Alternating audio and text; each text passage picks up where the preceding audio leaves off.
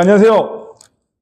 2026년 새해가 밝았습니다. 병원년 새해 여러분들께 인사 한번 드리려고 이렇게 자리에 섰습니다. 새해 인사는 이제 이렇게 드리고요. 우리 2026년 새해를 어떻게 우리가 보내야 할 것인가에 대해서 간단히 좀 말씀을 좀 드릴까 합니다. 여러분들, 요즘 AI가 대세죠. 출입국 업무도 AI로부터 위협을 받고 있는 시장 같습니다. 제가 이제 AI가 이슈가 됐을 때부터 계속 검색을 통해서, AI 검색을 통해서 행정사로서 업무에 어떻게 적용할지, 그 다음에 어떻게 답변을 하는지에서 계속 모니터링을 해왔거든요. 많이, 짧은 시간 안에 많이 발전을 했어요. 굉장히 좀 깊이 있는 답변을 하고 있습니다. 그런데 어떤 AI의 답변 수준을 듣고, 이민행정 시장도 역시 위협을 받고 있구나. 그러면서 또 위협을 받는 상황이 시장이 굉장히 안 좋구나라고 생각하시고 또 포기하신 분들이 계시잖아요. 그런 분들을 위해서 잠깐 설명을 한번 드릴까 합니다. 여러분들, 자, AI 이제 질문을 하고 답변을 받잖아요. 이 수준이라는 것이 사실 AI도 모든 어떤 데이터를 가지고 이거를 분석해서 답변을 내놓는 것이기 때문에 하나하나 읽어보면 이해가 가요. 그런데 전체를 보면 개판이더라고요.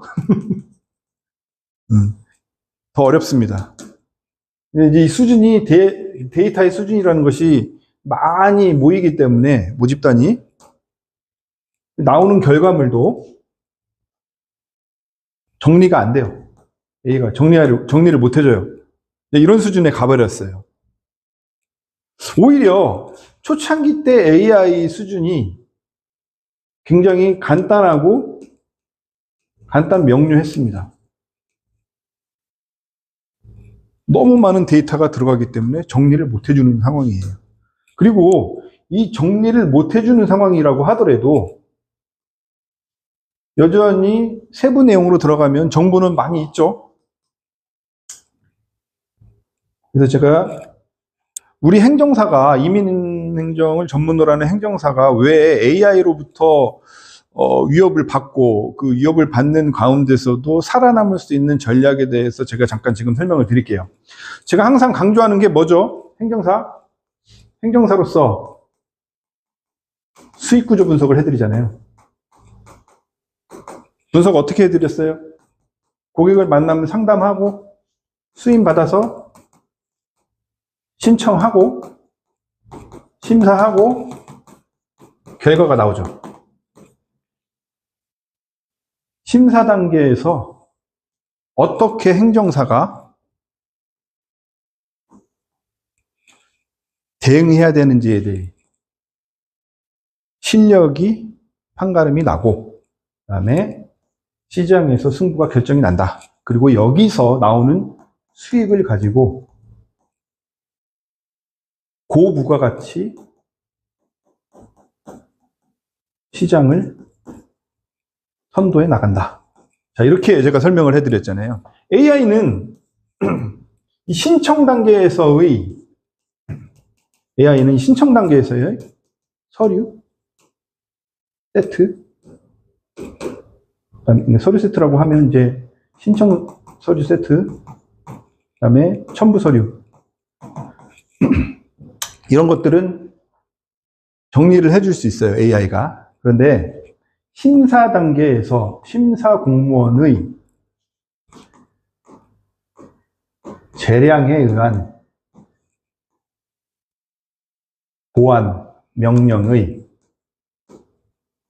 대응과 대처를 할 수 없어요, AI는. 왜냐?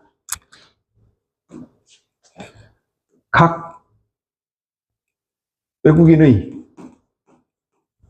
상황이 다 다르기 때문이에요. 한 명이면 한 명, 10명, 100명, 1000명, 10,000명. 모든 외국인의 환경이 다 다르기 때문에 이 심사 단계에서의 심사 공무원의 재량에 따른 보안 명령의 대응과 대처를 AI는 할 수가 없습니다. 근데 이제 우리가 승부를 어떻게 제가 내자고 했죠? 이 신청 단계에서, 이 수임 단계에서 대행료라는 수준이 굉장히 낮은 가격에 형성됐다고 제가 말씀을 했잖아요. 그리고 이제 이거를 통해서 수임을 받아서 결과를 낼 때 그 과정의 심사 단계가 과정을 거치고 심사 단계의 보안 명령에 따른 대응 대처, 거기서부터 나오는 고부가가치 시장을 선도해 나가자라고 했잖아요.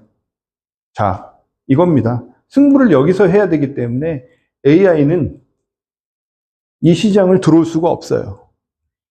이 고부가가치 시장을 AI는 들어올 수가 없습니다.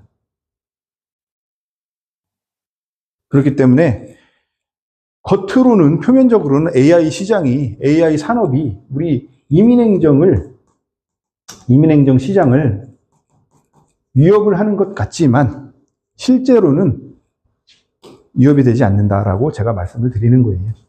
자, 여러분, 심사 단계에서 우리가 대응 대처를 잘해서 고부가가치를 선도해 나간다, 올린다, 수익을 올린다, 고부가치 수익을 올린다라고 했을 때 어떻게 우리가 이제 이 시장을 바라보고 경험하고 이끌어가야 되겠습니까? 그건 바로 실무예요, 실무. 실무와 경험. 이겁니다. 여러분들, 처음에 이민행정 시장에 진입하겠다고 공부하시는 행정사님들은 아마 이렇게 생각하실 거예요. 이 교육 많죠? 교육 많잖아요, 교육. 교육 중요하죠, 기본적으로. 근데 이 교육의 원천이라는 것이 책에서 오는 것이냐? 아니면 실무 경험에서 오는 것이냐? 이걸 잘 구분을 하실 줄 알아야 돼요. 여기서 오는 교육이라는 것은 쓸데가 없습니다. 쓸모가 없어요. 100만 원짜리, 1000만 원짜리, 1억짜리 교육도 필요가 없다는 거예요. 자, 실무 경험에서 오는 교육이야말로 참교육이죠, 참교육. 그래서 AI가 실무를 해보지는 않았잖아요. 모든 이론적인, 책에서 나온 이론적인 그런 데이터를 수집해서 내놓는 결과이기 때문에 위협이 안 된다라는 거예요. 그래서 새해부터 이제 제가 왜 AI 얘기를 들었냐면, AI가 여러 각 분야의 산업에 많이 침투해 있고, 그로부터 모든 시장의 그 경쟁자로서 인식되고 위협을 받고 있는 상황에서 과연 이민행정을 하는 행정사님들이 어떻게 AI 시대에 적응을 해서 경쟁을 해서 살아남아야 되는지에 대해서 오늘 구조 분석을 잠깐 해드린 거예요.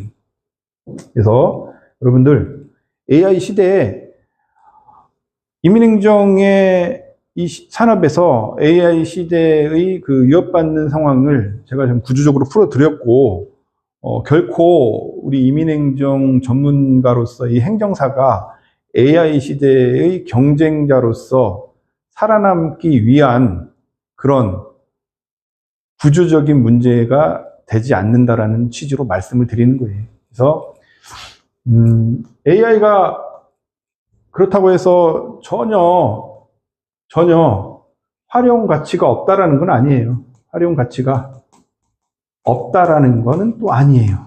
그래서 AI로서 여러분들이 이민행정을 하는 데 있어서 취할 것은 취하고, 그 대신 여기로부터 오는 어떤 위협, 이런 것들은 많이 없다고 보시면 돼요. 그래서 이제 제가 항상 설명을 드리는 고부가가치를 어디서, 어느 단계에서 올리냐. 심사 단계, 심사 과정에서 우리가 다 승부를 본다고 했잖아요. 이제 AI는 여기까지는 올 수가 없습니다. 왜냐? 이거는 경험에서, 실무에서 나오는 원천이기 때문에. 얘는 경험을 해보지 않은 애예요. 얘의 원천은 데이터예요, 데이터. 그렇기 때문에 그럴싸하지만 위협받으시면 안 돼요. AI가 막 협박해요, 지금. 모든 매체에서. 전혀 쫄지 마시고 하시면 됩니다. 그래서 이제 오늘 AI와 이민행정사로서 그 이민행정을 하는 그 시장에 어떻게 AI 시대를 대처를 해나가고 대응을 해나가야 되는 데에서 설명을 한번 드려봤습니다. 또 다음에 또 좋은 컨텐츠로 인사드리겠습니다. 감사합니다.